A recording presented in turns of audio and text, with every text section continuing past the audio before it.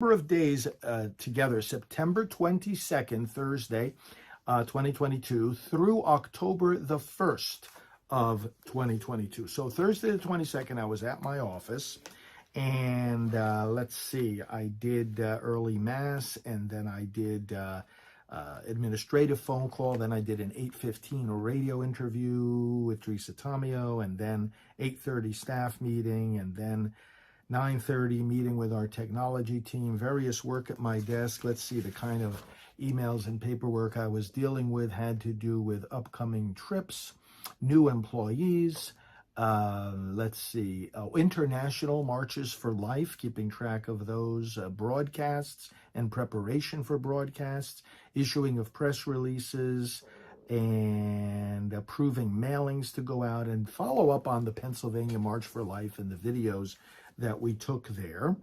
I had a meeting with our new correspondence person to continue to give training to her on that particular task, and then went into the TV studio for some extensive taping for upcoming broadcasts, and that was in the afternoon of the 22nd. Connected with staff and had some end of day updates that I reviewed from them. And then in the evening had a live Newsmax interview on Rob Schmidt's program, and had a dinner after that. That concluded the 22nd of September. The 23rd, 3:15 a.m., I drove myself to the Orlando airport because I was there to take a flight to Dallas, and had a speaking engagement there. Actually connected in Dallas to fly to Austin, and then had a speaking engagement there for the Texas Values Group. It was a statewide conference. They had me give one of the major talks. Actually, it was part of a panel, and we were talking about progress in the pro-life movement. As soon as I got finished speaking there, I had to head back to the airport and flew to Charlotte, North Carolina. So while I was there, besides giving my talk, I did a lot of interaction with the various leaders there. It was really great. And then on my trips to the airport and my time on the plane, I had emails dealing with approval of faxes to go out to all the parishes, more on international marches for life, training for political volunteers, invitations, quotes for the media on different inquiries, approving mailings, visits, upcoming visit of our videographer, and upcoming broadcasts, approving and arranging a lot of those things. Flew to Charlotte, settled in at night at my hotel in Charlotte, North Carolina, where the next day, Saturday the 24th of September, I spoke at their statewide conference for faith and freedom. They call it Salt and Light, and that was a really nice conference there. Again, interacted with a lot of pro-life leaders, politicians, and Ralph Reed was there. It's always nice to see him. And I gave my talk to that particular group, and they were very, very happy with it. Right after I gave my talk, had to head again to the airport. And this time took a flight to Orlando, but didn't go to my office. I stayed there in the airport, checked into the hotel, and then drove a little while after that, after doing some email work in the hotel, especially preparation for new staff.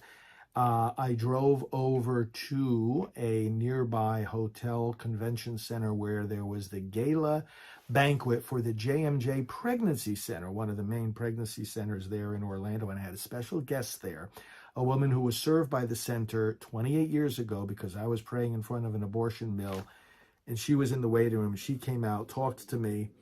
We connected her with the center, and she's kept in touch all these years. So she was there with her daughter, who was saved that day, and her daughter's two daughters, who were also joining us at the banquet. It was wonderful. I interacted with so many people, blessed the high school group that was helping to serve the people, the guests. There were like over 900, almost 1,000 guests at this particular banquet. and we had a great time. So that was the 24th. Then I slept at the airport hotel because then early the next morning, Sunday the 25th, I had a flight to New Mexico. So I flew to Dallas first and then connected from there to Albuquerque.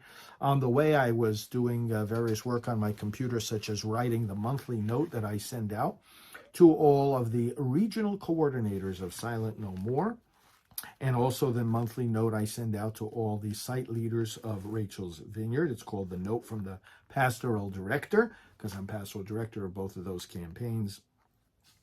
Then also emails regarding upcoming trips and regarding the leadership meeting of national leaders that I coordinate in Washington, D.C., which was going to be in a couple of days. So then I got to Albuquerque pretty early in the morning still, because I was going back in time. And I met up with Matt Britton, who is general counsel for 40 Days for Life. And we got together and we drove to the first event in Santa Fe. Great gathering of people. I spoke there for quite a while and gave them an extensive talk.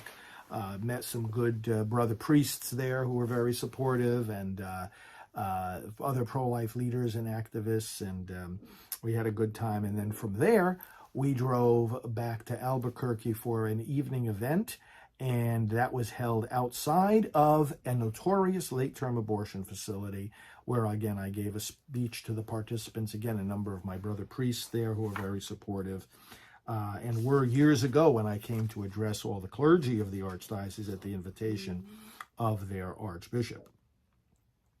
Monday morning, the 26th of September, still in Albuquerque, I addressed a breakfast meeting of politicians and pro-life leaders from across New Mexico. Varied group, some working in pregnancy centers, some working with student groups, some working with the 40 Days vigils, some in the political arena, some legislators. It was really, really good, and we had a good substantive discussion there. Then I went back to the hotel, was involved in different communications with my office and on email. And of course, by that time, we were starting to make plans for the hurricane that we knew was coming. I worked on various things with our social media department to make sure we had certain postings go up, and dealt with interview requests coming in. Then that afternoon, I got back on a plane, flew to Atlanta, then connected from Atlanta to Dulles Airport in Washington, where I landed at about 12:30 a.m., and then had to go another 45 minutes to my hotel, and got to bed quite late. Tuesday the 27th, I was there in Washington, D.C., and met with our D.C. office staff person, Krista. We did some work there in the office, and some planning and some activities there. We met up with some pro-life leaders. I conducted a lunch meeting with several of our other members of the board of the National Pro-Life Religious Council, of which I serve as president. We had our meeting. I did more work with Krista in the office, and then I went over to meet with Sister Dee Dee, who has her Sister Deirdre Byrne, whom many of you know online, and she has her convent nearby there in D.C. So we had a nice meeting. We did a little taping together as well. From there, I went over to the Planned Parenthood and led and spoke at the opening prayer vigil for the Washington, D.C. 40 Days for Life site. Professor Michael New was coordinating that. After speaking to that group and interacting with the pro-life leaders there, I went over to the hotel where we have the pro-life leaders reception every quarter. National pro-life leaders come, so I spent the evening with all of them and getting ready for our business meeting the next day. A good time of fellowship and sharing of ideas. Then after that hospitality gathering finished at 9 p.m., I went back to my room and got on a 9:15 p.m. training call sponsored by the Leadership Institute. They wanted me to give a talk about the current status of the pro-life movement, and I spoke from 9:15 to 10 and on that Zoom call, and then after that was ready for bed. So the 28th of September, Wednesday, while in contact, of course, with my Florida office as they were making final preparations for the hurricane, and fortunately we were spared any damage from that, but nonetheless we had to be ready.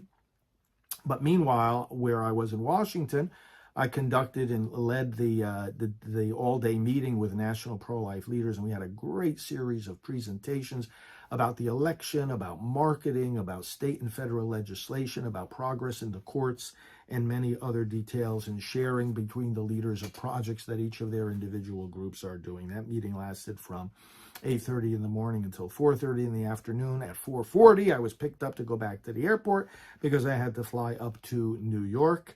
And that I did. And when I landed in New York, I actually went over to my parents' house to stay and went to bed. And then on Thursday, the 29th, I was here visiting with my parents, and started out the day with a 6 a.m. Pickup to go into New York City to go to Newsmax. And then I was on their morning program giving an update on how the abortion issue is going to impact the midterm elections, as far as we can tell.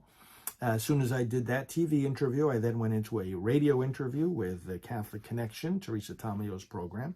After that radio interview was done, I got a ride back up to Portchester, where my parents are, visited with them a little during the day, while also being in contact back and forth with my office. Of course, it was the day of the hurricane, and made sure everything was okay with all our friends down in Florida.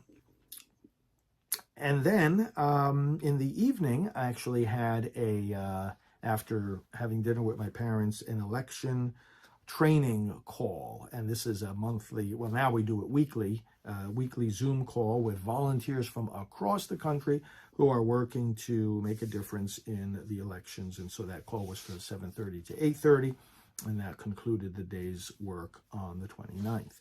On Friday the 30th, working from here at my parents' house, breakfast with them, visiting with them, helping out with some things around the house.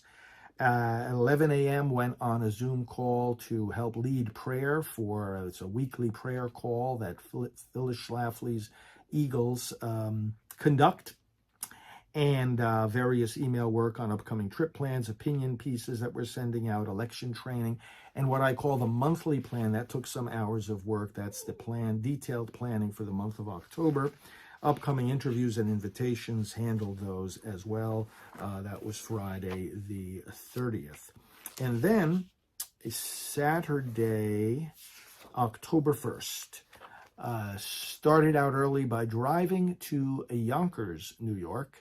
There was a prayer breakfast gala there put on by the Westchester Putnam Right to Life. I was the keynote speaker, and we also honored Chris Slattery, a great pro-life leader in New York City. And so we had that morning event, and I also did an interview with Steve Bannon on War Room. I stepped out of the gala for a few minutes to talk with him and his audience.